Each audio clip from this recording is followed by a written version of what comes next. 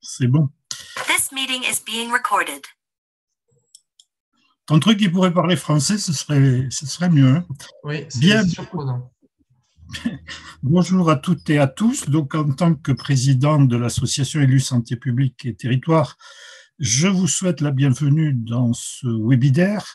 Donc, vous savez que depuis l'an dernier, nous avons lancé une série de webinaires qui ont pour objectif de réfléchir, d'amener quelques éléments au niveau du rôle des élus et de l'action au niveau municipal sur les divers aspects de la santé.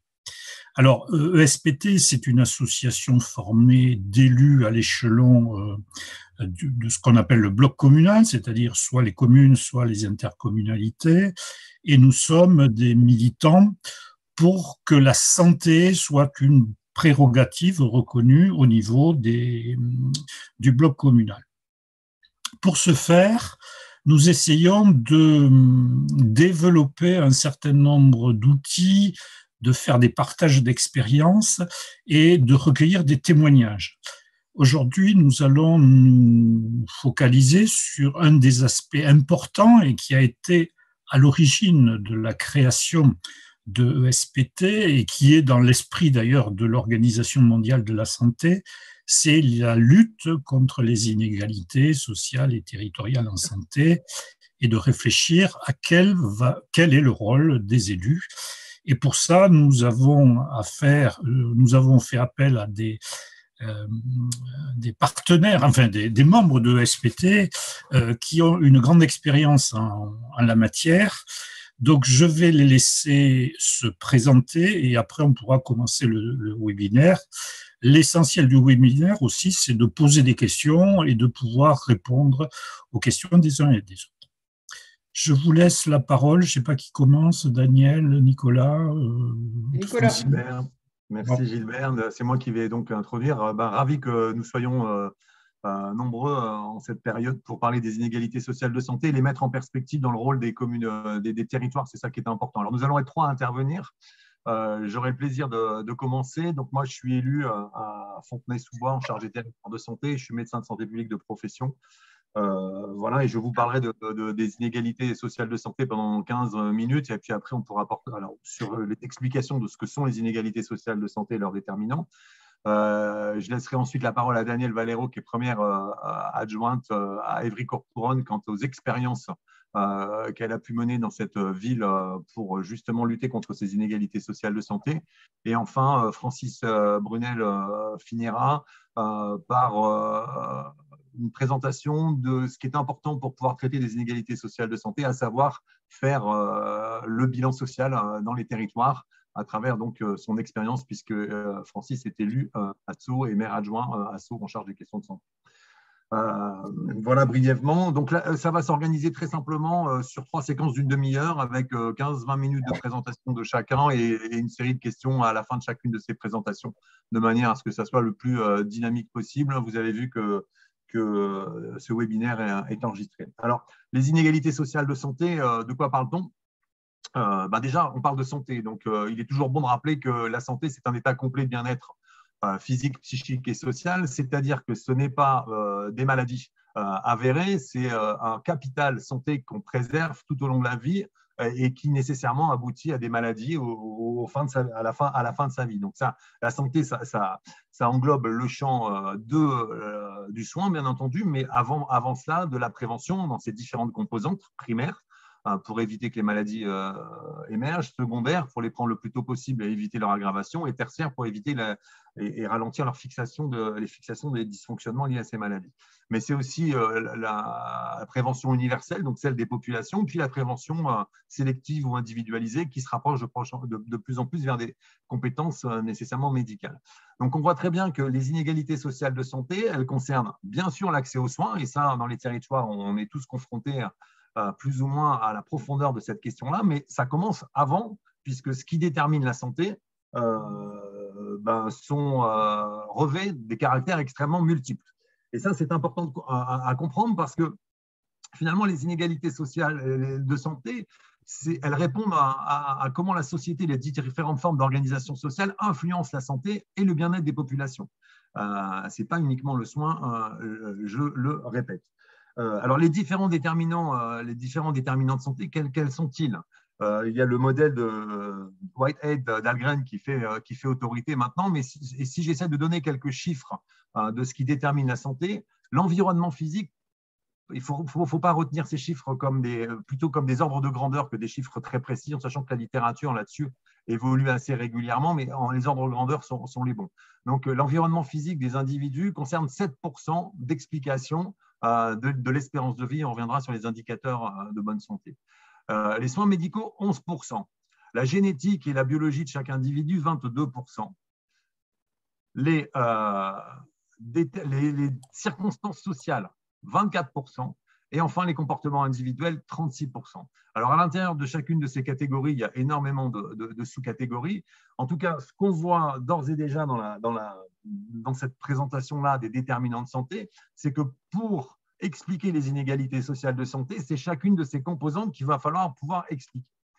Et quels sont les indicateurs, bien sûr, qui attestent d'une bonne santé d'une population et possiblement de son égalité ou de ses inégalités face à cet état de santé? Eh bien, ce sont les indicateurs d'espérance de vie. Alors, quand on regarde l'espérance de vie dans l'histoire, on voit qu'elle n'a quasiment pas augmenté de l'aube de l'humanité jusqu'au XVIIIe siècle. 17e, 18e siècle, elle était à peu près de l'ordre de 17e siècle, 30 ans. Et puis après, eu égard d'abord à la question de la variolisation et de la générification, donc les premiers éléments du vaccin contre la variole, et l'amélioration des conditions de salubrité, notamment là, tout au long du 18e et du 19e siècle, on a eu une amélioration considérable de l'espérance de vie. Donc, on voit très bien que ce n'est pas par rapport aux soins, et ce n'est pas le soin qui a expliqué l'espérance de vie, l'accroissement de l'espérance de vie, mais les déterminants qui sont d'ordre, qui sont beaucoup plus globaux. Donc, premier indicateur de santé, c'est l'espérance de vie. Et là, quand on regarde comment se trament les inégalités sociales de santé en termes d'espérance de vie, que constate-t-on sur un indicateur clé qui est le revenu? C'est que pour les hommes, la différence d'espérance de vie entre les 5% des plus riches et les 5% des plus pauvres est de 13 ans. C'est une étude qui est parue une étude de l'INSEE qui est parue sur la période 2012-2016, donc c'est quelque chose d'assez récent, et qui montre que l'espérance de vie des 5% les plus pauvres chez les hommes est à 71,7 ans, alors qu'elle est de 84,4 ans chez les plus riches. Pour les femmes, la différence est de 8,3 ans, avec une espérance de vie à 80 ans pour les plus pauvres et 88,3 ans pour les plus riches. Donc, on voit déjà que la manière dont se disperse l'espérance de vie est extrêmement différente en fonction du niveau de revenu. Je me suis perdu dans mon Zoom, ça y est, ça revient. Nicolas, quelqu'un demande si tu partages si tu as un écran à partager. Enfin, alors, je vais voir si je peux partager quelque chose de la... Attendez, hop. Est-ce que je peux partager ça? Quelqu'un qui l'a demandé dans la conversation. Voilà, oui. Ça va marcher, sinon tu lui envoies à Étienne. C'est bon là? C'est bon ou pas? Ah oui, oui, c'est bon. Tu te mets-toi en diaporama. Yep. C'est bon là? Non. C'est pas bon? Si, ça va là. Oui, c'est bien, parfait. C'est parfait. Voilà. C'est peut-être plus facile pour suivre en fait. Donc, juste pour vous dire que c'est le premier élément qui détermine un indicateur important, c'est l'espérance de vie, qui est un indicateur qui n'est pas grossier, mais qui est global et qui est déjà important. Après, quand on va sur les morbidités, on voit, c'est-à-dire les maladies qui sont un peu différentes en fonction notamment des classes sociales. On voit très bien que pour la plupart des maladies dont la fréquence de mortalité est importante en France, à savoir les maladies cardiovasculaires et les principaux cancers, les populations les plus vulnérables sont les plus touchées, avec une mortalité prématurée qui est extrêmement importante aussi. Seules quelques maladies touchent les personnes les moins vulnérables. Alors, c'est assez marrant, mais global. Pourquoi? C'est lié à des comportements de vie, on y reviendra. C'est le mélanome, parce qu'il y a des surexpositions au soleil. C'est possiblement les allergies, parce qu'il y a des surexpositions à la campagne et dans les modes de vie qui expliqueraient ce modèle-là. À l'inverse, les maladies, comme je disais, cardiovasculaires, pulmonaires aussi, la BPCO, la bronchopneumopathie chronique obstructive, se trouvent beaucoup plus fréquentes dans les populations les plus vulnérables par rapport aux populations les plus aisées. Donc, non seulement il y a des différences d'espérance de vie, mais il y a aussi une distribution des maladies qui est pour le coup là très différente. Tout ça justifie ce qu'on appelle le gradient social de santé, c'est-à-dire qu'on constate tout au long de l'échelle sociale un accroissement de la santé de manière quasi proportionnelle. C'est-à-dire que quand on trace les espérances de vie et les revenus, c'est une droite où, alors je n'ai pas le schéma là, mais on voit bien à travers ce dessin-là que globalement, plus vous êtes en bas de l'échelle, plus vous avez des facilités à pouvoir encaisser et absorber ce qui détermine la santé, et plus vous êtes en bas de l'échelle, plus vous avez des difficultés parce que vous êtes soumis à un certain nombre de facteurs de risque et d'explications. Alors, quels sont les facteurs causaux de ces inégalités sociales de santé? Je me dépêche, alors je ne vois plus le temps, il me reste peut-être 5-10 minutes avant que les questions soient posées. Les facteurs causaux, la cause des causes, et ça, c'est la littérature regorge de sources là-dessus, ce sont bien sûr les revenus, la répartition des revenus, et on voit très bien avec, je l'ai expliqué, la différence d'espérance de vie entre les 5% les plus riches et les plus pauvres, montre que la différence de revenus est un des déterminants majeurs des inégalités sociales de santé. Pourquoi? Parce qu'elle conditionne, et c'est multifactoriel, l'interaction entre chacun des facteurs est aussi importante, elle conditionne un certain nombre d'autres déterminants que sont le logement, que sont la qualité de l'emploi, que sont la qualité du réseau relationnel et puis l'éducation. Le deuxième grand déterminant de santé, déterminant de ces inégalités sociales de santé, est l'éducation. On a montré que l'espérance de vie était corrélée à un niveau d'éducation et que même à quelques années de diplôme, je crois qu'il y a une étude américaine qui montre que pour une année de diplôme, c'est un certain nombre de gains d'espérance de vie qui est gagné. Je n'ai plus les chiffres en tête. Alors l'éducation, pourquoi? Peut-être un point qui est important, c'est que l'éducation, c'est ce qui conditionne les représentations du monde et donc sa capacité à pouvoir voir voir la santé comme une des priorités ou non. C'est-à-dire que quand vous êtes dans des conditions de survie, la santé et la préservation de son capital santé, ce n'est pas le sujet. C'est d'abord et avant tout la survie immédiate, si je veux caricaturer. C'est la première chose. La seconde chose, c'est que ça permet de pouvoir détecter les éléments et les comportements les plus importants pour préserver sa santé. La troisième chose, c'est que ça permet de connaître le système, y compris de soins, dans lequel on peut évoluer pour pouvoir activer les bons acteurs en cas de problème. Et donc, on voit très bien que l'éducation joue à plusieurs niveaux. C'est ce qu'on appelle la littératie en santé, c'est la capacité à pouvoir intégrer l'information, la traduire et en faire une ressource pour améliorer sa santé. Un des troisième éléments, c'est le logement. Alors là, on voit très bien que le logement est un déterminant de santé. Moi, je vais vous donner un chiffre illustratif, c'est que les SDF ont une espérance de vie autour de 50 ans en France, ce qui est celle du Centrafrique, pour une espérance moyenne entre les hommes et les femmes à 82-83 ans. On voit très bien que là, le logement est un facteur, et l'OMS l'a déterminé, il y a 6 grandes fonctions du logement, mais dont la principale en santé est celle de sécurisation, protection contre les pollutions, protection contre les intempéries, protection contre les agressions externes, toutes les agressions externes, etc. etc. Donc, le logement est hors notre pays, montre certaines difficultés dans certaines zones d'accès au logement, voire de salubrité du logement, et ça, on connaît bien dans les territoires. En fait, un chiffre à retenir, c'est que le mal logement en France, c'est à peu près 15 millions de personnes. L'emploi, bien entendu, l'emploi est un élément clé de la santé. Alors, non seulement les conditions de travail, mais aussi l'accès à l'emploi. Or, aujourd'hui, on voit dans les tendances une précarisation de l'emploi qui s'est accentuée, notamment avec à la faveur d'études de l'INSEE qui montrent que depuis 40 ans, les temps partiels sont souvent cumulés avec des distances logement-emploi qui conditionnent la vie de manière extrêmement stressante et qui pourraient être une part explicative d'une charge de morbidité. Et puis après, il y a la question de l'accès proprement dit à l'emploi pour une certaine partie de population. Et puis enfin, un dernier élément qui est extrêmement important, c'est l'isolement social et donc la composition familiale. On a vu émerger une réduction du nombre de ménages, du nombre de personnes composant les ménages, et notamment c'est l'émergence des familles monoparentales avec son cortège de difficultés qui notamment touche les femmes, mais c'est aussi l'isolement social des personnes plus âgées et des modes de vie urbains qui caractérisent les évolutions sociétales.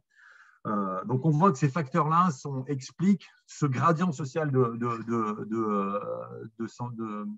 santé tout au long de l'échelle sociale. Et il se traduit bien entendu aussi par une répartition des facteurs de risque qui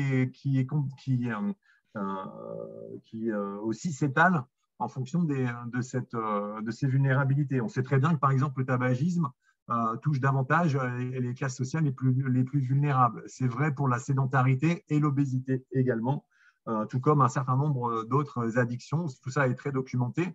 Donc, non seulement vous avez une espérance de vie qui est diminuée, qui s'explique par des maladies qui sont accrues chez les populations tout au long de l'échelle sociale et qui s'explique entre autres par une répartition des facteurs de risque que je viens d'exposer. Tout ça étant conditionné par un certain nombre de facteurs causaux que j'ai également décrits. Quelles sont les perspectives pour pouvoir lutter? Alors, bien entendu, c'est peut-être avoir des politiques publiques cohérentes en la matière, c'est déjà de faire émerger ce que sont les inégalités sociales de santé dans une intersectionnalité des disciplines pour pouvoir les mesurer et les expliquer. La deuxième chose, c'est de pouvoir agir au plus près des populations. Et c'est là où les questions de territoire sont fondamentales parce que une fois qu'on a pu observer, connaître les inégalités sociales de santé, avoir un cadre de politique publique qui favorise la lutte contre les inégalités de santé, mais ça, je n'y reviens pas, on n'est pas dans je ne vais pas l'aborder parce que c'est plus de l'ordre des politiques nationales, mais c'est de faire en sorte que les acteurs territoriaux puissent lutter contre les inégalités sociales de santé. Donc, ça veut dire connaître les populations, identifier celles qui méritent une attention particulière, ce qu'on appelle l'universalisme proportionné, traiter tout le monde, toutes les populations, mais à proportion de leurs besoins, et donc des déterminants sociaux de santé. C'est les embarquer, et ça, il faut être au plus près des territoires, parce que les représentations sociales sont à comprendre pour pouvoir faire en sorte que les solutions soient envisagées, c'est pouvoir les suivre, et c'est avoir des moyens. Et on voit très bien que le bloc communal et aussi l'échelle départementale sont sans doute les blocs qui sont les plus à même de pouvoir traiter au plus fort, parce que les déterminants et les causes qui pourraient expliquer et qui expliquent parfois les inégalités, ces fameuses inégalités sociales de santé. C'est nécessaire, ce n'est pas suffisant, tout ça, ça doit s'inclure dans une politique nationale. Voilà ce que je voulais vous dire en introduction, c'est bref.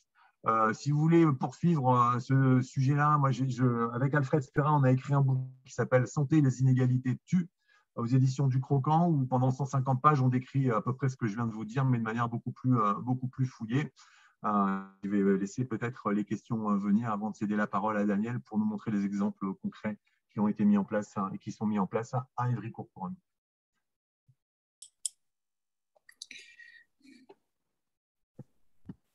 Alors, avant toute chose, Nicolas, est-ce que vous pourriez arrêter le partage d'écran? Oui, pardon. Voilà, comme ça, c'est Daniel qu'on va voir. Il y a peut-être donc du coup des questions après cet exposé brillant de Nicolas, mais très intéressant, vraiment très intéressant, hein, parce que tout est dit quasiment là. Je vais faire une remarque, si tu permets, Nicolas. Travail très brillant, je confirme. Ces données, c'est des données de la littérature au niveau national ou voire international. Au niveau local, je suppose que les ORS ont ce type de données, hein, puisqu'il y a quand même une variabilité régionale. Au niveau local, hein, moi je pense qu'il faudrait qu'on ait des données plus précises. Et là, tu donnes un canevas finalement, hein, un canevas. Et je pense qu'il faudra en tout cas qu'à l'avenir, au niveau des nouveaux contrats locaux de santé ou des actions à mener, on ait des diagnostics sur les inégalités sociales plus développés. Hein, voilà. C'est juste une remarque. Ouais, non, mais moi, je trouve ça extrêmement intéressant comme remarque, Gilbert. Merci beaucoup parce que moi, je suis en train de mettre en place à Fontenay-sous-Bois le contrat local de santé. Et j'ai demandé, dans le tour de table, bien entendu, il y avait la CEPAM et l'ARS. Et j'ai demandé à ce qu'on ait les données du SNIRAM, donc les données de prestation, mais aussi les données socio-économiques. Et puis, donc, ORS, etc., etc. Et il y a quand même un outil de mutualisation des données qui vient d'être mis en place par l'État qui s'appelle le Health Data Hub, alors qui aujourd'hui n'est pas très complet, mais qui a vocation à le devenir. Et malheureusement, mes interlocuteurs État et assurance maladie n'étaient pas au courant. Et donc, je vois qu'il y a quand même beaucoup en la matière de progrès à faire quant à l'observation de la santé dans sa finesse, pour pouvoir non seulement diagnostiquer, mais suivre. Parce qu'il y a un autre sujet qui est l'évaluation de l'efficacité des actions. Et dans les inégalités sociales de santé, les Anglais qui sont plus en avance ont montré si les politiques publiques nationales et les politiques locales n'étaient pas cohérentes, on ne traitait pas des inégalités sociales de santé. Et donc, je pense que c'est extrêmement important de se donner les moyens. Ça s'appelle le Health Data Hub, qui pour l'instant a des données hospitalières, des données de mortalité, donc, et puis les données du SNIRAM, donc d'assurance maladie. Donc, mais c'est déjà intéressant les données d'assurance maladie et de mortalité sur la consommation des soins localement analysées. Et puis on va le voir avec Francis après, mais tout ce qui tourne autour de la CTG avec la CAF donne énormément d'éléments sur la situation, on va dire, socio-économique de sa ville, par quartier, par âge, etc. Je sais que moi, nous, en tout cas, ça nous a énormément aidé, mais ça, c'est Francis qui va développer ça après. Il y a des personnes qui ont levé la main. Il y a iPhone qui… Je ne sais pas Oui, qui est iPhone. l'iPhone, c'est Madame Lounici. Je suis élue de la ville de Pessac, qui est la 3e ville de Bordeaux Métropole. Je suis également élue à Bordeaux Métropole. Non, je voulais apporter un commentaire, avant tout, bien sûr, remercier la personne qui nous a fait ce brillant exposé, très synthétique, effectivement. Nous avons aussi un outil qui est aussi réglementaire au niveau des communes, qui est l'ABS, l'analyse des besoins sociaux, que nous faisons, je crois, à chaque mandature de mémoire, et qui nous permet, selon la commande qu'on en fait à la personne qui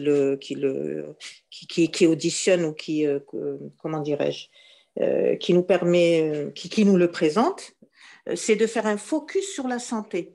Et nous ne l'avions pas fait lors de la première mandature, donc on a eu une ABS, une analyse des besoins sociaux un peu brute, et sur le deuxième ABS qu'on a commandé, chez le même cabinet par ailleurs, on a voulu avoir un focus sur la santé à cause de ces préoccupations dont vous êtes en train de nous parler, en sachant que l'ORS, l'ARS, le contrat local de santé de Bordeaux Métropole, qui est à peu près à mi-parcours, avait déjà identifié des indicateurs, avait déjà choisi des thématiques sur lesquelles nous travaillons également.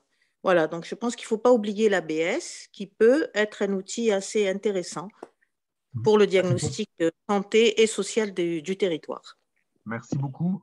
Merci de cette remarque, effectivement, et ça sera la 3e intervention, celle de Daniel Francis Brunel, qui abordera ce sujet-là. Moi, j'ai une remarque sur l'ABS, c'est la manière dont c'est diligenté, parce que moi, dans ma commune, par exemple, dans la communauté de communes, c'est un consultant type McKinsey qui l'a fait. Donc, c'est pas lui, c'est KPMG, je crois.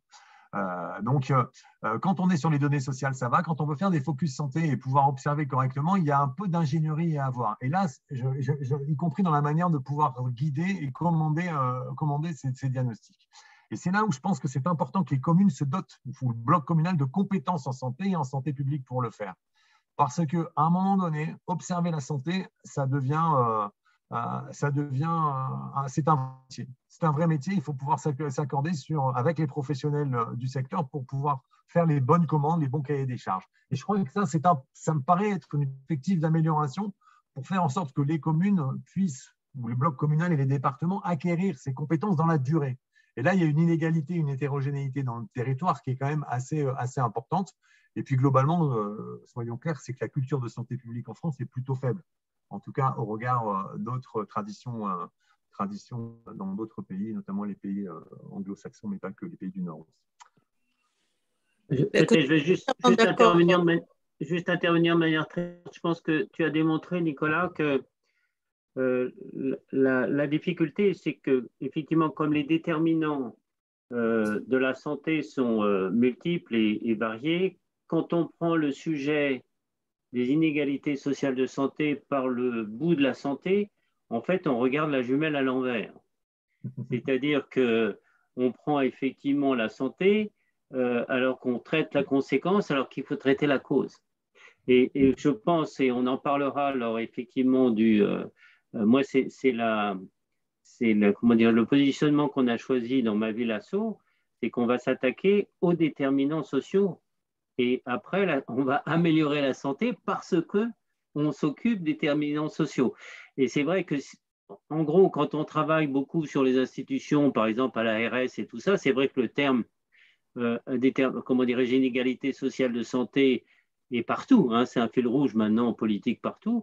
Ben, on dit il faut mettre plus de médecins. Et bien évidemment, ce n'est pas comme ça qu'il faut faire.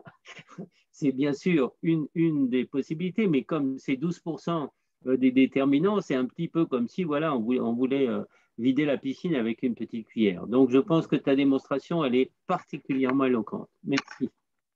Merci. Je ne sais pas s'il y avait d'autres questions. Moi, je vais vous mettre les références. Attends, Nicolas, il y a Laure qui a levé la main, qui a les petites mains dans le…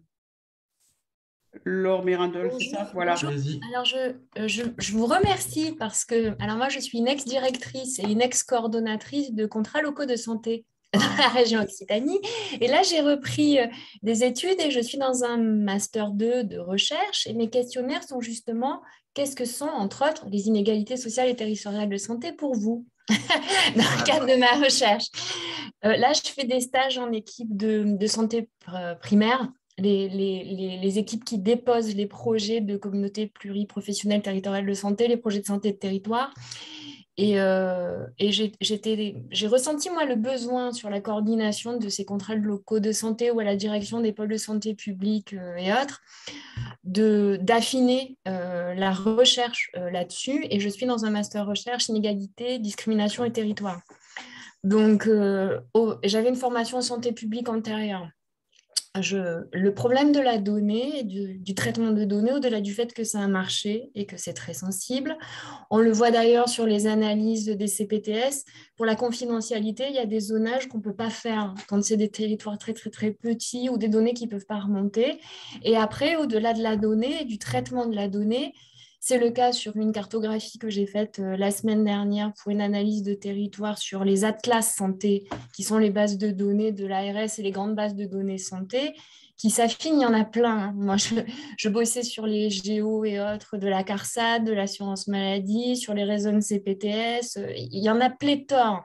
Après, c'est comment on l'analyse et qu'est-ce que ça veut dire surtout, et qu'est-ce qu'on partage autour de ces analyses. Et ça, sur les diagnostics territoriaux, c'est le plus important et le plus intéressant parce que déjà, certaines données ne sont pas à jour.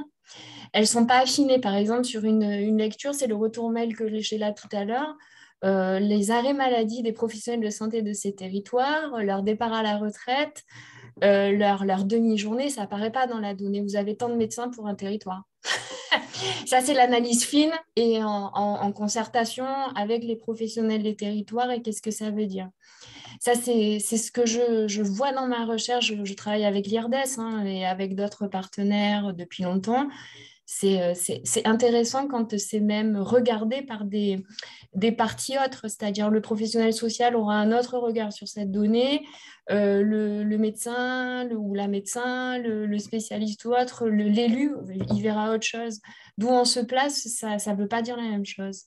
Et je vous remercie pour ce webinaire parce que c'est ça en fait. Et sur le diagnostic territorial, là, j'en ai fait un, en tout cas j'ai participé à un. C'était une commande de l'ARS, de la DDCSPP, de la DDFE et du procureur de la République sur les politiques publiques. C'est très intéressant ça aussi parce que souvent ce qu'on pointe, c'est les données qui remontent, mais l'analyse des politiques publiques, moi c'était la première fois dans une recherche sur les violences, justement, diagnostic territorial sur les violences dans la Marne. Et on a passé plus de 6 mois sur une première de recherche et une première enquête. Donc, voilà. Merci beaucoup. Ce que je disais tout à l'heure, merci beaucoup pour ce retour d'expérience. J'ai mis dans le fil la référence du bouquin qu'on a écrit avec Alfred Spera là-dessus pour ceux qui veulent aller plus loin dans les explications. Il y a toute la biblio. Et voilà. Moi, peut-être, Daniel, que tu veux prendre la parole maintenant. Oui. Il y a d'autres questions et on est dans le timing. Oui, Nicolas. Super. Merci. Moi, je vais continuer de me présenter. Donc, moi, je suis Danielle Valero, première adjointe à Ivry-Courcouronnes. Ivry-Courcouronnes, c'est la préfecture de l'Essonne. Je suis adjointe en charge de la santé, des seniors et de la transition écologique et sociale. Et comme première adjointe, la coordination de l'équipe. Je suis aussi au bureau de notre agglo, en charge de la santé aussi, agglo Grand Paris Sud, 23 communes, 370 000 habitants, à cheval sur Essonne et Seine-et-Marne.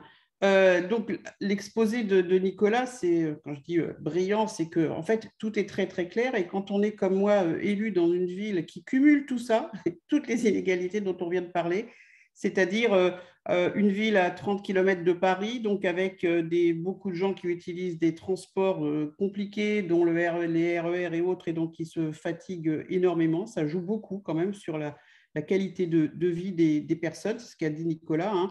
Logement, transport, emploi, etc. Beaucoup d'emplois précaires, des horaires décalés, etc. On est dans une ville très, très populaire, pauvre, 80% des quartiers, des habitants qui habitent en QPV, une ville en réseau d'éducation prioritaire, en REP et REP+, quasi partout. Donc, on cumule quand même beaucoup les inégalités sociales, territoriales, de santé dont vient de parler Nicolas. Voilà, donc évidemment, dans une ville comme celle-ci, on s'est doté depuis longtemps d'un contrat local de santé. Donc, je remercie Pascale Écharbezeau, ma directrice de la santé, qui coordonne tout ça et elle va vous présenter on va présenter son service pour expliquer comment on s'y prend. Donc, on a évidemment CLS, on a évidemment, un conseil local en santé mentale. Voilà, on travaille beaucoup et ça, ce sont évidemment nos outils. Et dans notre CLS, alors Pascal donc là, je peux présenter, expliquer comment on s'organise. Donc, Pascal est donc la directrice de la santé parce que pour une ville de 60, il faut quand même rappeler 2-3 choses. Pour une ville de 70 000 habitants, Ivry-Courcouronnes, en sachant que la santé n'est pas une compétence des villes, ni une compétence des agglos, ni une compétence de pas grand monde d'ailleurs, c'est vraiment une volonté politique de mettre le paquet sur la santé. Moi, ce n'est pas un hasard si je suis première adjointe et que j'ai la santé en délégation. Donc, mettre la santé très, très haut dans le tableau des élus, c'est, de mon point de vue, très, très important. C'est la priorité numéro 2 des Français, après le pouvoir d'achat. Et donc, se doter d'un service équipé, alors évidemment, c'est un budget, ça coûte. Ça coûte en ressources humaines, ça coûte et c'est seule la volonté politique permet de faire ça. Et donc, Pascal, qui est donc accompagné, vous le voyez, donc assistant de direction, agent comptable, etc. C'est une ville, il est où ton centre? Oui, tout en bas à droite, c'est une ville dans laquelle on a un centre municipal de santé. Un centre municipal de santé, c'est aujourd'hui combien, Pascal, médecin 5, dentiste, assistante, infirmière, etc., poste d'accueil.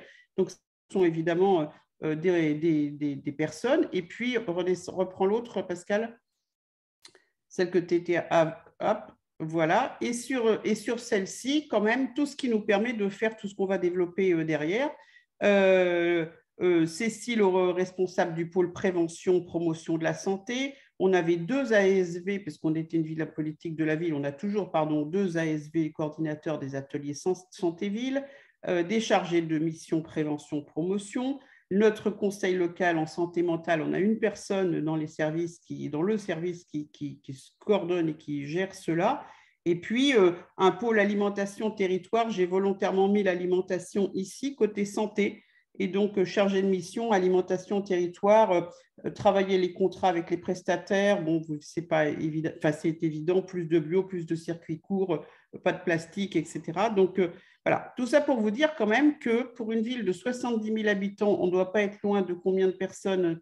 25, 30 Pascal? Tu as ton micro, Pascal. Ton micro. Elle l'a pas enlevé, mais elle va l'enlever. Activer. Voilà. Voilà, c'est bon. J'arrivais pas à remettre le son, excusez-moi. On est à 25 personnes, ouais. Voilà.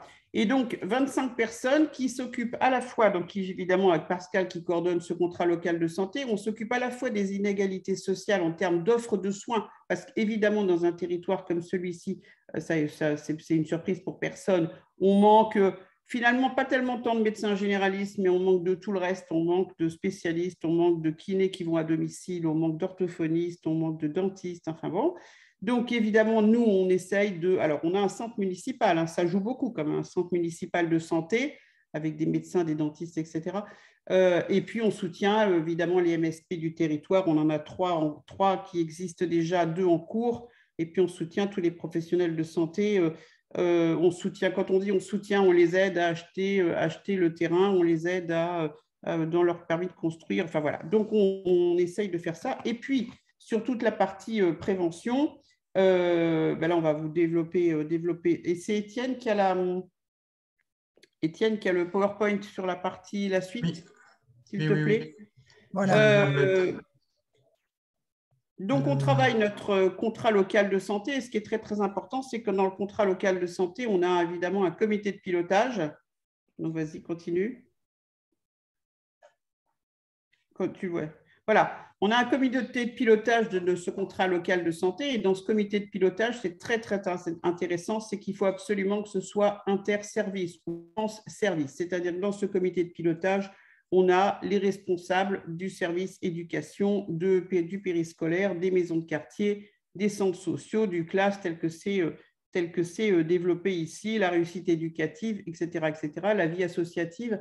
Et il faut que tout le monde marche ensemble et fonctionne ensemble. Et donc, tout ce qu'on peut appeler le aller vers, en fait, comment on fait pour aller vers les gens, et ben, ça se fait au plus près. On a 12 maisons de quartier à Évry, centres sociaux. Ça du classe dans toutes les maisons de quartier, des ateliers sociolinguistiques, le bus des parents, deux réussites éducatives, une sur Évry, une sur Courcouronnes, les centres de loisirs, etc. Et donc, tout le aller vers va se faire avec tous ces services municipaux qui sont au plus près de qui? Au plus près des enfants, des familles. Et sans ça, on arriverait…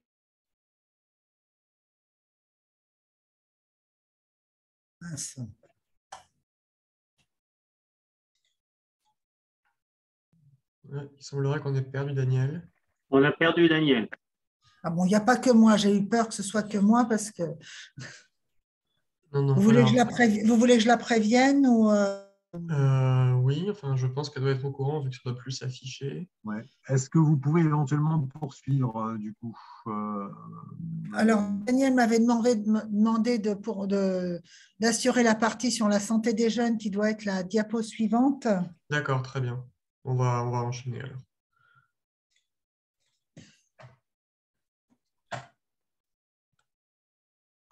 Voilà. Donc, effectivement, on a eu, au niveau santé des jeunes, on a un programme très ambitieux. On est une commune qui a une population de jeunes. Alors, je retiens mieux les chiffres de Covid et de tuberculose je suis médecin de santé publique, que de la proportion de jeunes sur notre territoire, mais elle est très importante avec, je dirais des bêtises en disant qu'il y a tant de pourcents de la population qui a moins de 20 ans ou moins de 30 ans. Donc, un gros travail autour de la santé des jeunes pour lequel on a eu la chance, l'opportunité de bénéficier de financement, donc ce qui fait que ça aide aussi les acteurs à se mobiliser. D'une part, dans la coopérative d'acteurs, qui est un dispositif que nous a proposé l'ARS Île-de-France, puis copiloté ARS et Ville, pour réunir les acteurs et bénéficier d'un financement qui est décidé collectivement par ces acteurs sur les différents sujets à mener. Et puis, on a répondu à un appel à projet de la MIDECA sur un projet territorial de prévention des addictions chez les jeunes. Donc, cette coopérative d'acteurs, elle regroupe 40 acteurs mobilisés pour construire les projets. Ces acteurs, ils sont aussi bien du monde éducatif, on a aussi bien l'éducation nationale, quand je dis éducatif, c'est aussi les éducateurs de rue, c'est aussi les médiateurs, on est dans alors je suis un peu large là, avec le social, le médico-social, avec, donc là, je pense que les éducateurs de rue, les services de prévention doivent rentrer dans le médico-social, la PJJ. Et quand je dis voir le médical, c'est aussi la maison des adolescents hein, qui est rattachée chez nous à un hôpital psychiatrique. La coordination est assurée par la ville, donc c'est très lourd. Donc c'est là qu'effectivement le fait d'avoir un service conséquent permet d'assurer cette coordination. Et c'est des actions de prévention qui sont menées donc au plus près des jeunes, que ce soit dans l'établissement scolaire, par la prévention de rue, par les différents acteurs. Alors, la diapo suivante montre donc si on peut passer à la diapo suivante. Voilà, donc c'est là, on en fait un forum la semaine prochaine de cette coopérative d'acteurs pour favoriser cette co-construction avec les différents acteurs. Et on est vraiment sur un projet territorial autour de la santé des jeunes, donc créer des synergies, améliorer collectivement l'état de santé global des jeunes avec les jeunes et développer des actions au plus près des besoins. Donc 40 organisations-services, voilà. On est sur une vraie belle dynamique et ça existe maintenant. On a passé les 3 premières années, on doit être à la 4e année maintenant de ce dispositif. Et donc, pour vous donner quelques idées des actions qui sont menées, ça va être la diapo suivante. Donc, on a dans 2 lycées de la ville, mais qui sont amenés à se développer ce qu'on appelle des forums santé, avec banalisation de certaines heures de cours pour que les jeunes se retrouvent auprès d'ateliers avec différents partenaires. Et donc là, on travaille vraiment avec les jeunes, puisqu'en fait, à la fin d'un forum, on travaille avec les délégués des élèves, hein, c'est nos interlocuteurs, bien sûr, coordonnés par l'infirmière scolaire et souvent le CPE aussi qui est investi. Un gros travail sur la vie relationnelle, affective et sexuelle qui tourne autour de tout ce qui est aussi violence sexuelle et sexiste. Alors je pense que c'est aussi sur d'autres territoires. Hein, le conseil départemental qui travaille avec nous sur ces sujets commence à parler de violence dans les couples d'ados. Donc, on est vraiment sur des sujets qui sont importants à travailler. Et pardon Pascal, j'étais déconnectée. Et la marchandisation du corps, des filles beaucoup. Voilà, tout à fait. Voilà. Marchandisation du corps, la prostitution de mineurs, on est sur tous ces sujets-là. La pornographie, enfin tous ces sujets-là sont abordés dans ces séances de travail. Un gros travail, alors là, qui bénéficie aussi, j'ai moins insisté tout à l'heure dessus, on a répondu dans cet appel à projet de la MILDECA sur les compétences psychosociales où on a commencé dans un collège et on espère pouvoir faire dans tous les collèges des interventions sur les compétences psychosociales en formant les enseignants sur ce sujet-là, puisque ça rejoint ce que disait notre intervenant précédent sur la nécessité de se sentir en capacité de dire non à des… Alors si je rebondis, vie affective, dire non à des relations non consenties, dire non aux copains qui vous proposent de la drogue, dire non, voilà. Donc c'est aussi par exemple ça. On a une association Voisins Malins qui est présente, je crois, sur d'autres villes qui sont en fait des voisins, qui sont donc des habitants rémunérés pour faire du porte-à-porte sur certains sujets. Ils sont formés et on a donc eu un gros travail autour des addictions. J'ai oublié le S à addiction. On retrouve aussi effectivement les freins psychologiques pour la remobilisation scolaire. Puisqu'on sait, on a vu tout à l'heure que c'était un des déterminants, précarité alimentaire, voilà, et un gros projet de formation des professionnels qui commence donc à la rentrée prochaine, où on va pouvoir former, je crois c'est sur 4 jours ou 5 jours, les professionnels qui sont au contact des jeunes sur comment aborder les addictions et comment les orienter. Il ne s'agit pas de faire des éducateurs de rue ou des médiateurs, des professionnels de l'accompagnement vers la sortie de l'addiction, mais comment ils peuvent être orientés, repérer les jeunes pour les orienter vers les professionnels qui vont pouvoir les accompagner. Donc voilà Et vraiment, le fait de pouvoir, sur un territoire, monter un vrai projet territorial autour d'un sujet, nous, on l'a vraiment ressenti comme un vrai plus. On a un forum la semaine prochaine où Daniel va aussi intervenir, qui va réunir donc tous ces acteurs. L'objectif aussi, c'est donc favoriser le partenariat, mais aussi éviter les doublons, c'est-à-dire éviter que deux associations fassent la même chose dans le même lycée parce qu'il est très partant et qu'on ait des lycées qui ne soient pas couverts par les actions. Donc, c'est aussi quelle couverture du territoire, et c'est là qu'on rejoint les problèmes ou problématiques du moins de diagnostic de territoire. Et la diapo suivante, je crois, sortait de la santé des jeunes et repartait donc sur, je ne sais plus Daniel si tu souhaitais intervenir ou si tu préfères. Non, bah, vas-y, continue sur la nutrition et je ferai support sur ordonnance à la fin. D'accord. Donc, effectivement, on a aussi un gros projet autour d'alimentation, activité physique, qu'on a appelé, parce qu'on a une collègue qui aime beaucoup nous faire des acronymes, TONUS, c'est ton objectif nutrition santé. Donc, c'est un projet qui est aussi lié à l'histoire de la commune nouvelle, puisqu'on avait un projet sur Évry, un projet sur Courcouronnes. Le projet sur Évry qui avait été initié par les médecins du centre municipal de santé confrontés à l'obésité des enfants qu'elles voyaient, parce que c'était des femmes, excusez-moi, ou pas, c'était des femmes médecins, et puis donc qui consistait essentiellement à la formation des animateurs des centres de loisirs pour comment au quotidien pouvoir accompagner ces sujets-là auprès des enfants qu'ils encadraient. Sur l'atelier santé-ville de Courcouronnes, on était beaucoup plus sur des interventions directes. Lors de la création de la commune nouvelle, on a donc harmonisé sur l'ensemble des territoires les deux types d'interventions dans un objectif de limiter le développement de l'obésité chez l'enfant, donc avec la formation des professionnels, les interventions, le développement aussi de stages sportifs et ce qui s'appelle chez nous la bougeothèque, qui est en fait des ateliers dans des gymnases qui s'adressent aux parents qui ont des jeunes enfants de moins de 6 ans et où les parents viennent avec leurs gamins et où on leur permet de bouger dans différentes structures telles que vous pouvez les voir dans les… C'est un peu des structures proches on dirait d'ergothérapie, mais c'est comment est-ce que je passe un obstacle, voilà. Et puis effectivement, la mise en place donc, du sport sur ordonnance sur Évry et maintenant Évry-Courcouronnes, où je laisse la parole à Daniel.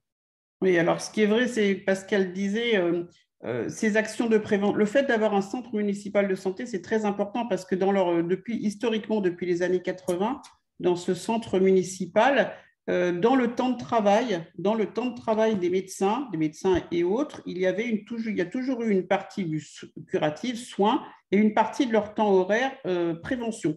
Ça leur a permis d'aller dans les écoles, de faire des interventions sur le sommeil, sur les écrans, sur tout un tas de choses dans le temps de travail des médecins. Et ça, c'est vraiment bien. Et donc, ce fameux projet lutte contre l'obésité qu'ils appelaient à Évry, qui s'appelait Petit Pois d'ailleurs, voilà, on l'a beaucoup travaillé et c'est là qu'on s'est dit il faut qu'on travaille. Vous connaissez l'histoire de sport sur ordonnance. Donc, on a commencé avec le centre de santé, c'est-à-dire que c'était les médecins du centre de santé qui prescrivaient à des personnes éloignées, qui avaient besoin de se rebouger, y compris de se resocialiser, de sortir, de voir du monde. Et donc, ça partait des médecins du centre de santé et évidemment, la partie sportive était faite. Et ça, c'est parce qu'on a une chance d'avoir des éducateurs sportifs ville. Donc, ce sont eux qui faisaient la prestation sport. Et puis, évidemment, ça a augmenté. Donc, on a été obligé d'abord d'avoir plus d'éducateurs et d'aller aussi travailler avec les associations sportives du territoire. Ensuite, en plus de ça, on a au niveau de l'agglomération maintenant une maison sport santé à Évry-Courcouronnes, gérée par l'agglo, mais donc évidemment en coordination avec ce que nous on fait à la ville. Donc là, on va pouvoir prendre plus de patients.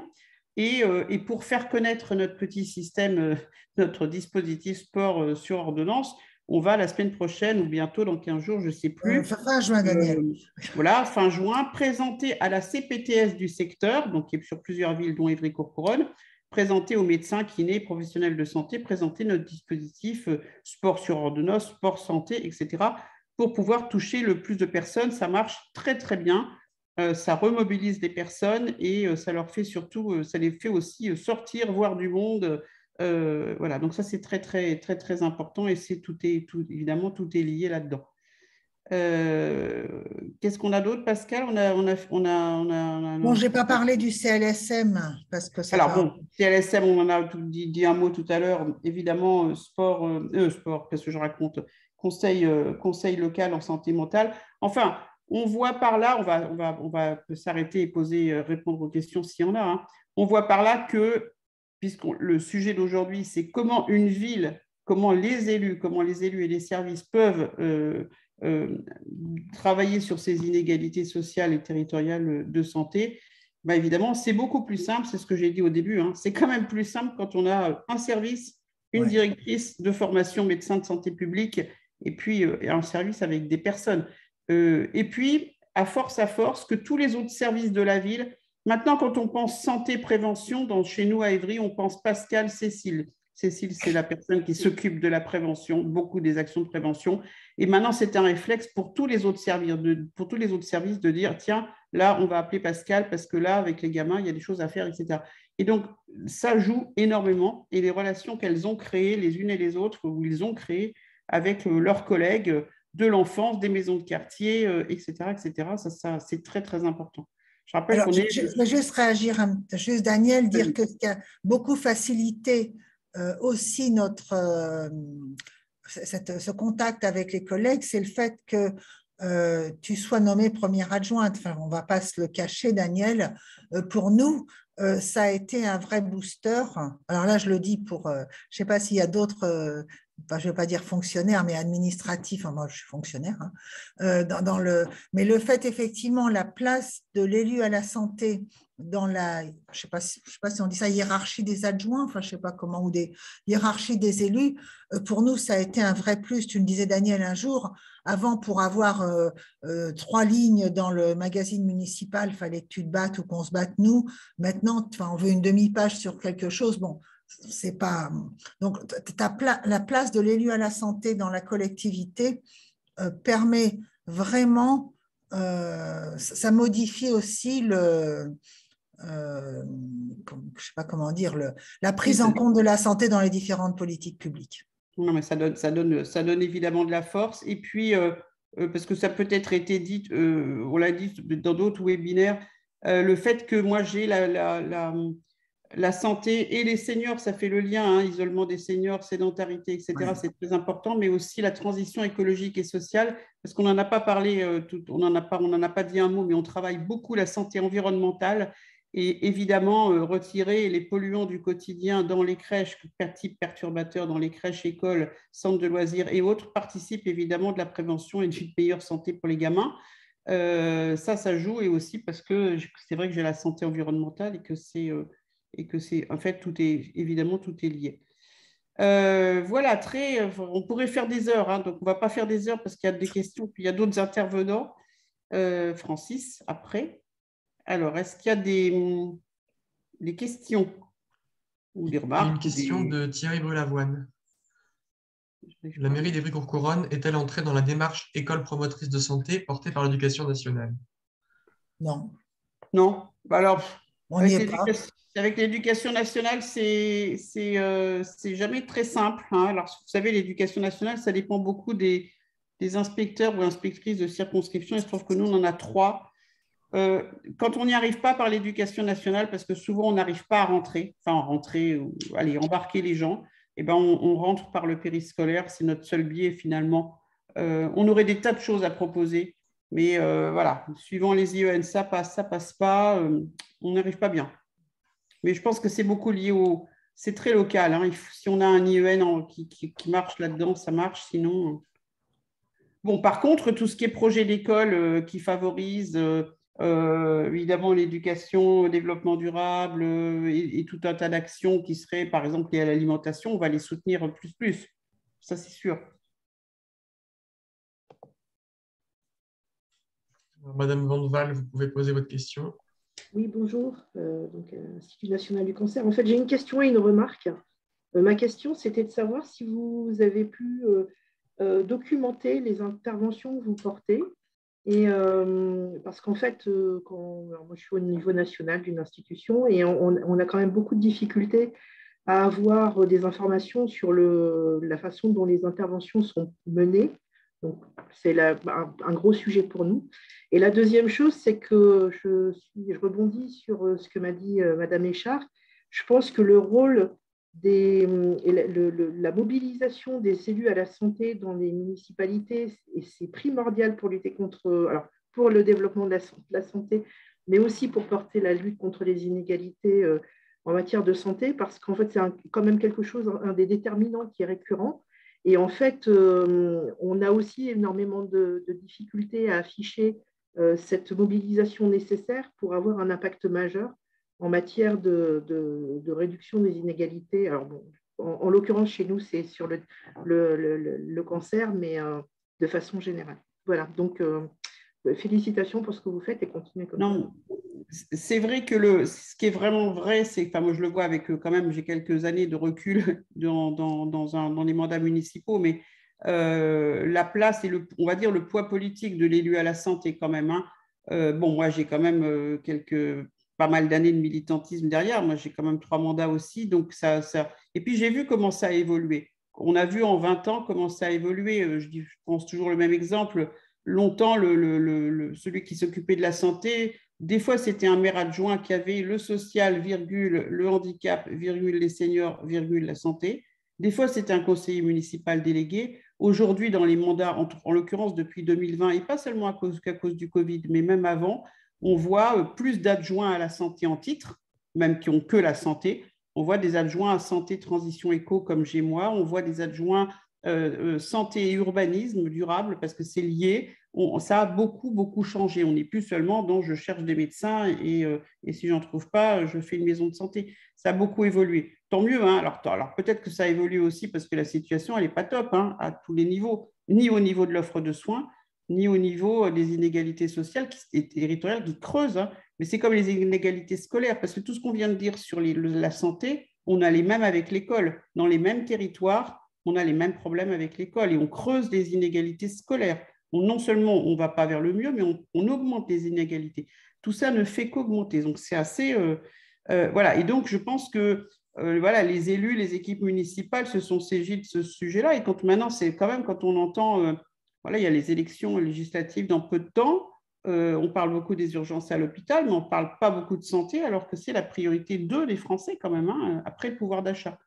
Et voilà, et on ne peut pas seulement se dire on va ouvrir il faut des infirmières, il faut des postes à l'hôpital. Tout le monde sait que ce n'est pas comme ça que ça fonctionne et qu'en plus, on ne les aura pas demain. Donc, il faut travailler. Mais je pense que le poids, le sujet d'aujourd'hui, c'était comment une ville peut faire en sorte de réduire. Alors, évidemment, on ne fait pas tout bien, puis on ne touche pas tout le monde. Bien sûr, quand on a fait les vaccinations, on pourrait prendre les exemples qui ne marchent pas aussi, enfin, les trucs qui ne marchent pas. Quand on a fait des barnums de vaccination dans les quartiers QPV dont je parle, enfin dont on a parlé tout à l'heure, on n'a eu personne. Quand je dis personne, on a pu passer 10 heures plantées avec un médecin, des infirmiers, un barnum, de la publicité avant et tout ça. On n'a vu personne se venir. Donc voilà, on réussit. T'es dur, on a vu 20 personnes dans la journée, Daniel. Oui, bon. Donc on ne réussit pas, évidemment, on réussit pas tout, mais... En tout cas, la volonté politique de faire ces choses-là, la volonté aussi de l'administration municipale d'être organisée de telle sorte que Pascal aujourd'hui a un service énorme et d'ailleurs bientôt avec le sport en plus. Sport, bien-être, santé, tout ça c'est évident, et alimentation, tout ça c'est lié. Sans volonté politique, sans volonté de l'administration de faire ça, il ne se passe rien dans une ville. Daniel, j'ai une question à te poser. Là, tu as bien présenté ton mandat, ton équipe, etc. Le rôle des associations sur Évry-Courcouronnes, vos liens entre élus, services santé et les associations. Oui, tu as raison, Pascal. On travaille beaucoup, beaucoup avec les associations. On est dans un... Alors, souvent, les territoires comme ça... plus pauvres, plus populaires, plus que privés, etc. Heureusement, il y a un tissu associatif formidable. Heureusement, parce que ça aide beaucoup. Aujourd'hui, par exemple, quand on n'a plus de psychologue nulle part, parce qu'il y a 1 an et demi au CMP, etc., et ben heureusement, on a des associations qui nous aident et qui nous dépannent, y compris de situations terribles, complexes, y compris avec les écoles. Et puis des associations qui travaillent, là on a des conseils de quartier, des associations qui sont au cœur des quartiers, mais Pascal pourra en parler, et on bosse beaucoup avec. Pascal, sur le... Oui, donc enfin, avec deux types d'associations, des associations qui sont, que je vais appeler entre guillemets de proximité, parce qu'ils sont vraiment constitués d'habitants et au contact des habitants, et avec lesquels on travaille dans le sens où on apporte, nous, je vais dire on est presque à leur service sur certains sujets. Quand on a fait les groupes de parole Covid, on en a fait auprès de ces associations parce qu'il y avait des adhérents de leurs associations qui étaient en demande, où ils veulent monter une intervention sur tel sujet et nous, on peut apporter, les mettre en relation avec des partenaires. Et puis, on a aussi des associations qui sont des associations avec des salariés, celles de lutte contre les addictions, celles qui sont aussi effectivement autour de la santé mentale, où ils ont des psychologues et où, dans ce cas-là, on est plus nous, ville, en tant que prestation, enfin, on les utilise, entre guillemets, comme prestataires pour répondre à certains sujets. Et là, on a effectivement l'accord de l'ARS pour un budget de 20 000 € sur l'an prochain pour développer des actions où on va pouvoir utiliser ces prestations des associations qui sont présentes sur le territoire. Donc, on a vraiment les deux types d'associations sur notre territoire avec lesquelles on travaille, mais on ne peut pas travailler sans les associations du territoire. Par exemple, au Forum des associations, on fait une partie santé, c'est-à-dire qu'on fait une espèce de village santé, et toutes les associations qui, de près ou de loin, touchent à la santé, on les rassemble et on les met ensemble. On va laisser la place à Francis. Parfait, merci beaucoup Daniel et merci aussi Madame Etchiandé. Je ne vais pas prononcer votre... C'est Pascal, son prénom. Pascal Echarbezeau.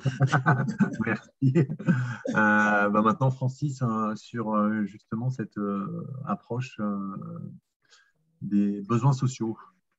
Alors, je vais essayer, vous m'entendez? Oui, très bien, parfaitement. Je vais essayer de partager mon écran. Il faut que je retrouve, voilà, comme ça. C'est bon. Alors, partager mon écran, on va voir si ça marche. Partager, voilà ça. Partager. Ça marche? Parfait. Ça marche. Oh là là, qu'est-ce que je suis fort. Ça fonctionne. Vous pouvez, si vous pouvez lancer le diapo pour qu'on voit mieux. Alors, je vais voir diaporama à partir du début. C'est bon? Oui, c'est parfait. Alors, voilà. Alors, effectivement, bon, ça a été évoqué en particulier par une intervenante. Nous, ça fait effectivement, alors pour les villes de plus de 20 000 habitants, c'est effectivement une obligation réglementaire de faire un ABS par mandat. C'est un très gros travail. Il faut pas comment dirais-je, minimiser le travail que c'est. Non seulement, comme l'a dit Nicolas, il faut bien sûr un prestataire extérieur parce que arriver à colliger la totalité des informations qui existent, hein, ça a été dit, effectivement, il y a une redondance absolument incroyable entre l'INSEE, la sécurité sociale, l'ARS, toutes les structures effectivement qui font de la géographie de la santé. Et puis nous, on a aussi mélangé ça, mais pour des raisons plus simples, avec les données de l'ORS, c'est-à-dire l'Observatoire régional de santé, pour une raison simple, c'est qu'Isabelle Grémy, qui est la présidente de l'ORS Île-de-France, est une résidente de Sceaux et donc une amie proche. Donc, on a colligé tout ça, ce qui a permis effectivement de faire une cartographie que je ne vous montre pas parce que le document initial de base est un énorme pavé et le diaporama synthétique a été élaboré par les services. Et là aussi, un diaporama il faudrait pratiquement 1h30 pour le présenter. L'essentiel, c'est que ça nous permet d'avoir une cartographie non seulement sociale, mais aussi sur les revenus, sur les constitutions familiales, sur le taux de chômage, enfin tous les éléments sociaux et de santé qui permettent d'avoir de cibler en fait les actions, parce que si on n'a pas, moi je suis médecin, je me présente, pardonnez-moi, je suis adjoint au maire de Sceaux, chargé de la santé et du handicap et des affaires sociales, et je suis un ancien médecin hospitalier. Donc, bien évidemment, j'ai un tropisme et un défaut, c'est que je ne travaille pas si je n'ai pas déjà un diagnostic initial sur ce que je veux traiter. Donc, ce document a été pour nous très utile parce qu'il nous a permis de cibler un certain nombre de zones à l'intérieur de notre ville, parce que comme la plupart des villes, y compris Sceaux, qui est une ville de réputation relativement aisée, on a des zones effectivement qui sont plus défavorisées ou sur lesquelles les actions médico-sociales doivent être plus orientées. Donc ça, c'est le premier point. Donc cette cartographie, on a une cartographie sur tout, sur le taux de chômage, sur les revenus, sur la parentalité, etc. Alors, comme on peut pas, moi je suis très impressionné par l'action effectivement de Danielle Valero sur Évry-Courcouronnes, mais elle a, comme elle l'a dit, une antériorité importante sur ces actions. On ne peut pas, à mon avis, prendre tout au risque de d'abord se diluer, parce que contrairement à Évry-Courcouronnes, moi j'ai un tout petit service et je suis le seul à vraiment travailler sur le sujet. On a choisi, et c'est donc comment je fais pour déplacer une diapo, voilà. Donc, ce qu'on a en fait choisi à l'intérieur de ce document, deux éléments qui nous paraissaient pertinents pour rebondir sur le travail de Nicolas Leblanc. On a en fait choisi de travailler sur deux sujets qui sont bien évidemment liés, mais qui nous paraissaient être probablement les déterminants les plus importants sur ces inégalités sociales et de santé. C'est la précarité et la parentalité. Alors, bien évidemment, les choses sont liées, mais parce qu'on a découvert que dans un des quartiers de la ville de Sceaux, le taux de monoparentalité dans ce quartier était de plus de 35%. Donc, on a été d'abord surpris et on s'est rendu compte que et d'abord, quand on va effectivement dans le quartier et qu'on discute avec la population, on s'aperçoit effectivement que les difficultés, elles sont majeures, parce que je vous les détaille pas, vous les connaissez tous, mais sur une famille monoparentale, tout est accentué, tout est majoré, c'est-à-dire les difficultés financières, les difficultés de scolarité, les difficultés d'accès aux soins, etc. Donc, et l'isolement social. Il y a un élément effectivement d'isolement majeur.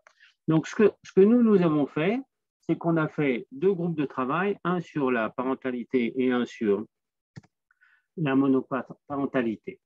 En ce qui concerne la parentalité, on a une couverture relativement importante pour la petite enfance, parce qu'on a un taux de couverture sur les demandes de crèche autour de 90%. Donc, on a centré les structures d'aide à la parentalité à l'intérieur de ces structures, donc ce qu'on appelle les centres multi-accueil, en fait les crèches.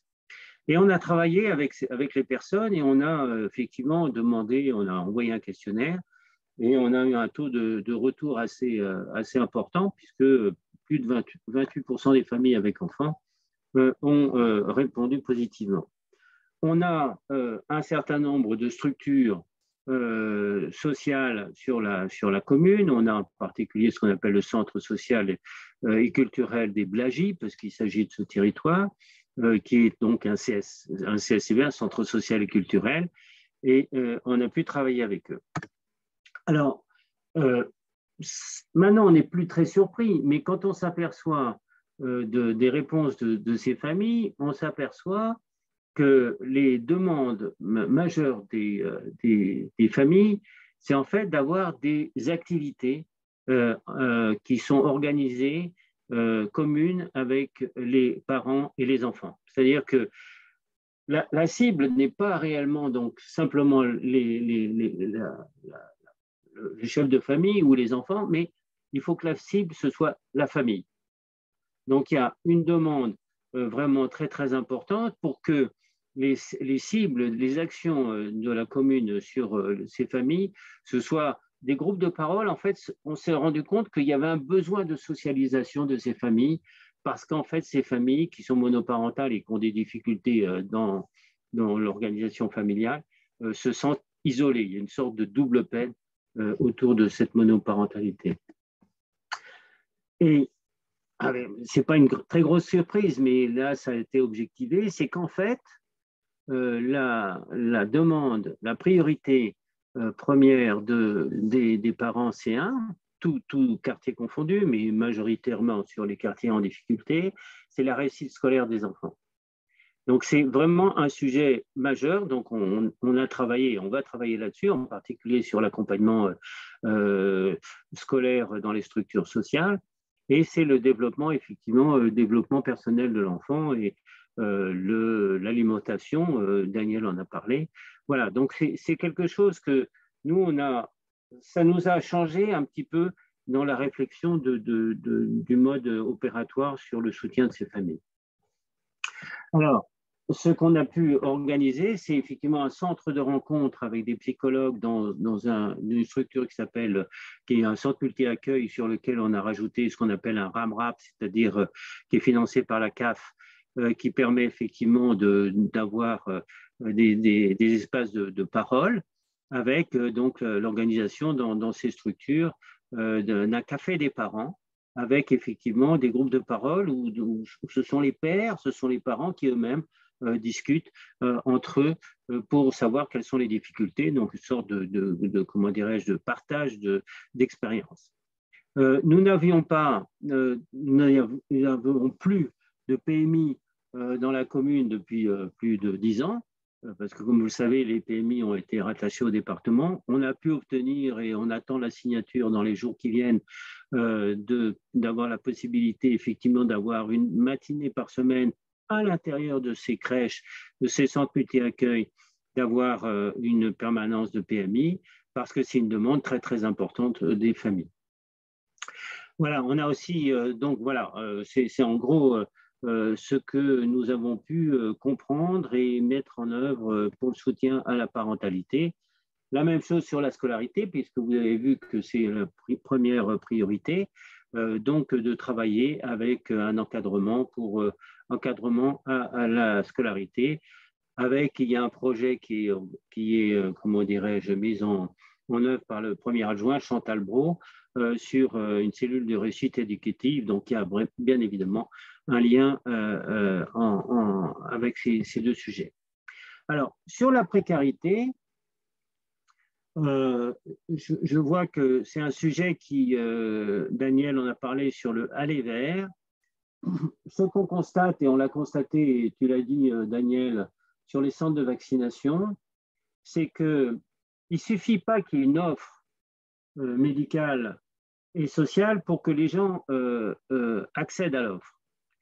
Parce que les barrières entre une certaine population et l'offre de santé, même si elle est très visible, si elle est très, comment dirais-je, accessible, les barrières, elles sont en fait symboliques, culturelles et parfois linguistiques.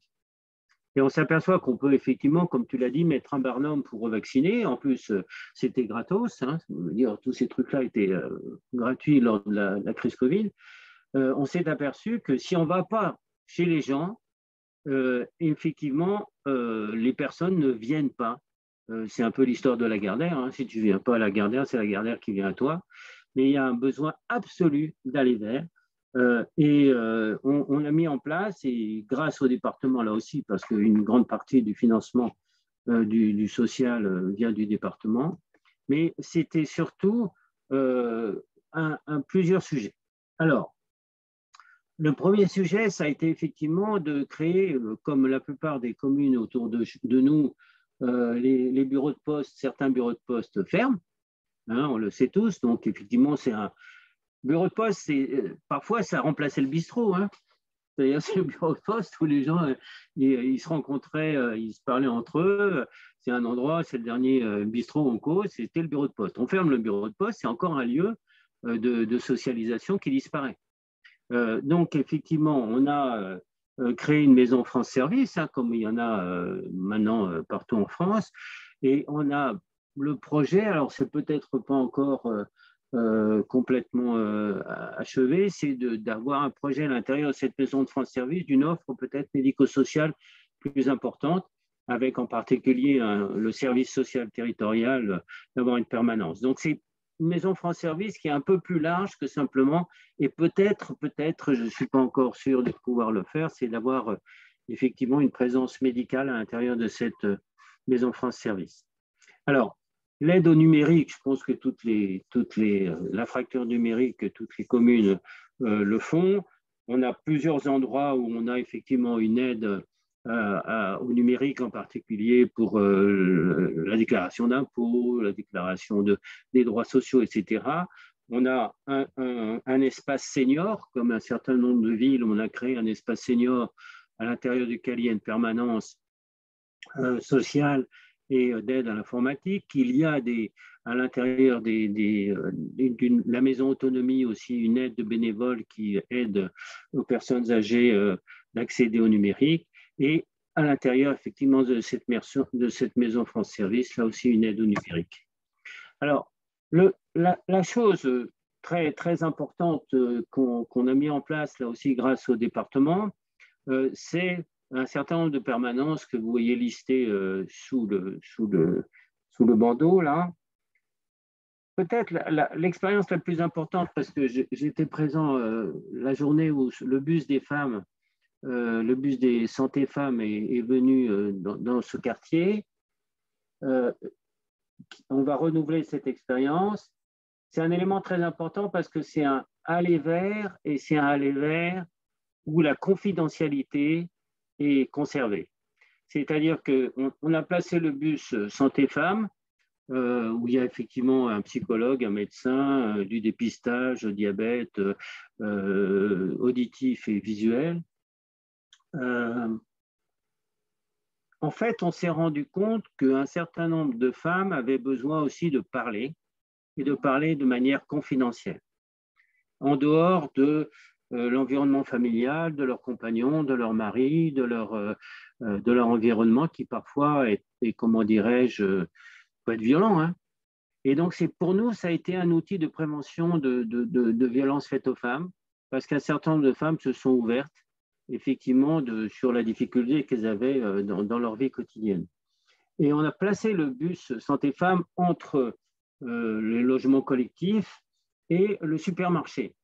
Et donc, soit à l'aller, en général, elle découvrait le bus Santé Femmes. Tiens, donc il y a un truc, un machin. Bon, il y avait un kakémono à l'extérieur, il y avait un accueil qui était là. Et au retour, après avoir fait leurs courses, elles montaient dans le bus. Et je pense, là, ça a été vraiment pour nous une découverte. C'est la mise à disposition en visuel et la mise à disposition d'une prestation, d'un service social et médical qui nous apparaît absolument important. On va le renouveler avec un bus social. On a aussi une association qui va mettre aussi à disposition un bus populaire. Et donc voilà, je pense que ce type de dispositif, y compris dans notre ville de Sceaux, qui a la réputation d'être un peu, comment dirais-je, sans vrai besoin, on s'est rendu compte de la nécessité de ce dispositif aller vers. Et c'est vrai, je reprends l'intervention de la personne qui travaille à l'Institut national du cancer. Pour le dépistage du cancer, c'est la même chose. Hein. C'est-à-dire que même s'il y a à disposition des centres de dépistage pour le cancer du sein en particulier, il faut aller vers les gens. Parce que les gens ne prennent pas l'initiative pour les raisons que j'ai dites, qui sont des barrières irrationnelles, culturelles, linguistiques, et il faut vraiment développer ce genre de dispositif. Voilà, je crois que j'ai terminé. Et puis bon, là, il y a un projet qu'on est en train de mettre en place, c'est le Café des aidants. Alors, le Café des aidants, c'est quelque chose d'effectivement, vous savez maintenant que c'est un peu plus large, c'est-à-dire que ce n'est pas seulement pour l'Alzheimer ou pour les aidants pour les déficits cognitifs, mais c'est les aidants tous handicaps confondus. et on a pris l'initiative de rentrer dans le cadre de la Fédération nationale du café des aidants parce qu'ils ont un savoir-faire, ils ont des formateurs. On s'improvise pas aidant, il y a une formation, il y a un travail à faire sur le plan effectivement individuel. Donc voilà, je pense que j'en ai fini parce qu'il est 13h28 à ma montre. Et voilà, en gros, les mots-clés pour moi, c'est aller vers et mettre en place des lieux d'écoute indifférenciés où on est capable quelque part d'aller dire, ben voilà, je ne me sens pas bien, je n'ai pas un truc, je n'arrive pas bien à formuler mes demandes. Vous savez très bien, moi je rencontre parfois des gens dans la rue. Là, j'ai rencontré hier encore une dame de 87 ans, un ancien médecin. On était dans la rue, sur le gravier, et en 10 minutes, elle m'a balancé la totalité des difficultés qu'elle avait à exister. Et bien évidemment, on résout pas la totalité des difficultés sur le trottoir, mais il y a un besoin d'écoute. Notre société est devenue sourde et muette, et il faut effectivement développer des lieux d'écoute. Et je vous remercie de votre attention. Je vais sortir de mon diaporama, partager. Alors, comment je fais? Je fais quoi? Tu vas y arriver, je pense. Il y a un bouton rouge normalement en haut de votre interface, il me semble. En haut de mon interface. Moi, je peux En aussi... attendant, voilà, j'y suis arrivé. Tu vois? Merci. En attendant, merci beaucoup Francis pour ce beau retour d'expérience qui permet, comme ça a été dit dans le fil de discussion, d'avoir les bonnes pratiques. J'en profite pour signaler à Action Santé, qui est la revue de Santé publique France, qui a fait un numéro spécial, je crois, début 2022, sur le aller vers, donc avec des retours d'expérience qui sont assez intéressantes aussi à voir d'un point de vue documentaire, en tout cas. Y a-t-il des questions? Et puis après, on va clore ce webinaire. Dans le fil de discussion. Il n'y a pas de petite main levée. Pas de petite main levée, non. Okay, iPhone. Petite main levée. iPhone, me lever la main. iPhone. Merci Étienne. iPhone, oui, pardon. Oui, est-ce que vous m'entendez? Oui. Vous m'entendez? Oui, oui. Voilà, donc, je voulais remercier l'ensemble des intervenants pour la qualité de leur présentation. Je suis tout à fait en accord avec mon confrère, je suis également médecin au CHU de Bordeaux, et pour la dernière présentation. Nous, dans l'ABS qu'on a fait, on a 40% de familles monoparentales. Vous ne l'avez pas dit, mais ces familles monoparentales sont essentiellement des femmes. Et les difficultés qu'on a retrouvées, ce n'est pas tellement des femmes qui élèvent des petits-enfants. Parce que les femmes qui élèvent des petits-enfants, en général, sont relativement bien encadrées, les PMI, il y a une espèce de protection qui se met autour. Par contre, celles qui, pour nous posent des difficultés, ce sont les femmes qui élèvent des ados ou de jeunes adultes. Et pour ces familles-là, monoparentales, nous n'avons pas su trouver des dispositifs pour justement toucher ces cibles-là, parce que ce sont celles-là qui sont le plus en difficulté. C'est la femme qui a le collégien ou le jeune lycéen, ou parfois le tout jeune adulte, sont vraiment celles-ci, alors que celles qui élèvent des tout petits enfants arrivent plutôt à bien s'en sortir. Voilà, c'était ma réflexion par rapport à notre territoire. Tout à fait partagé. C'est effectivement les adolescents en rupture scolaire avec une mère seule. C'est un sujet extrêmement difficile parce qu'ils sont effectivement, d'abord parce que les adolescents, pour ceux qui en ont eu à la maison, c'est toujours difficile. Mais effectivement, comment les prendre en charge, c'est pas très facile. Là aussi, il y a des groupes de parole à mettre en place. Il y a une zone de rencontre spécifique qui s'appelle la Rotonde chez nous, où effectivement, il y a des groupes de parole. Mais voilà, après, s'ils ne veulent pas venir, ils ne veulent pas venir. Hein. C'est un peu difficile. Le aller vers vis-à-vis des adolescents, ce n'est pas facile. Ce qui ne marche pas trop, ce qui marche pas mal quand même pour ceux qui sont, je pense, aux collégiens, par exemple, qui seraient en rupture éducative et qui sont suivis par les dispositifs de réussite éducative. Dans les dispositifs de réussite éducative, on ne suit pas que le collégien. Par définition, on suit la fratrie, la famille, etc. Sinon, ça ne marche pas. Et nous, on y arrive, enfin, sur ces gamins suivis réussite éducative, on n'y arrive pas trop mal, parce qu'on refait le lien avec la famille, parce qu'il y a des groupes de parole, parce que tout ça. Mais que pour les gamins suivis RE, réussite éducative, pas évidemment pour tous les autres qui seraient passés à travers les mailles du filet. Mais vous avez raison que sur les familles monoparentales, la dame seule, avec des ados compliqués, qui en plus cumulent précarité de l'emploi, des horaires décalés et toutes les misères du monde, c'est pas surprenant que ça craque, quoi. Il y en a beaucoup. Un QPV, c'est en gros, chez nous, c'est 35%, la famille monoparentale. C'est plus on. Et donc là, les gens, ils cumulent en fait toutes les difficultés. Pour ça, je dis le transport, les horaires. Enfin bon, c'est dur, hein.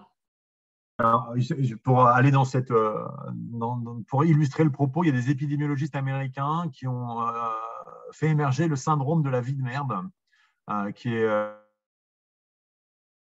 médicale et de santé publique, qui a été reprise par un article du Guardian en 2018 et qui vraiment illustre de manière tout à fait explicite le cumul des difficultés dans les échelles basses du gradient social de santé. Vraiment, c'est le syndrome de la vie de merde qui explique ces différentes espérances de vie. Voilà.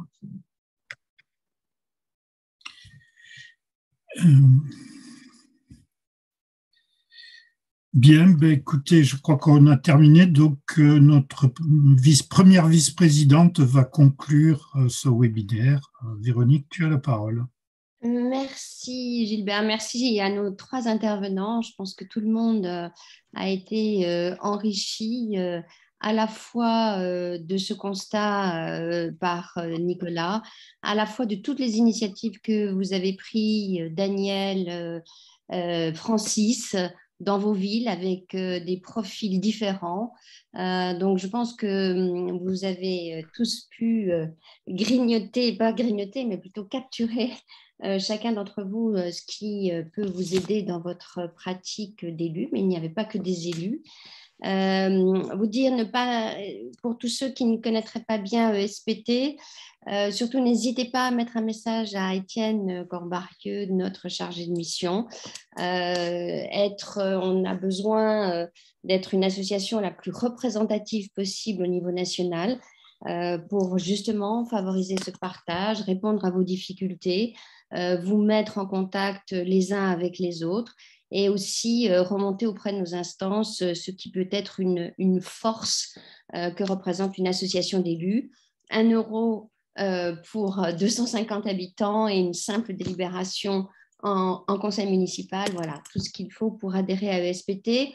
Et vous dire surtout qu'on compte sur vous pour être également présent lors du prochain webinaire qui aura lieu le 6 juillet prochain, en présence de Nicolas Pris, qui est le président de la MILDECA.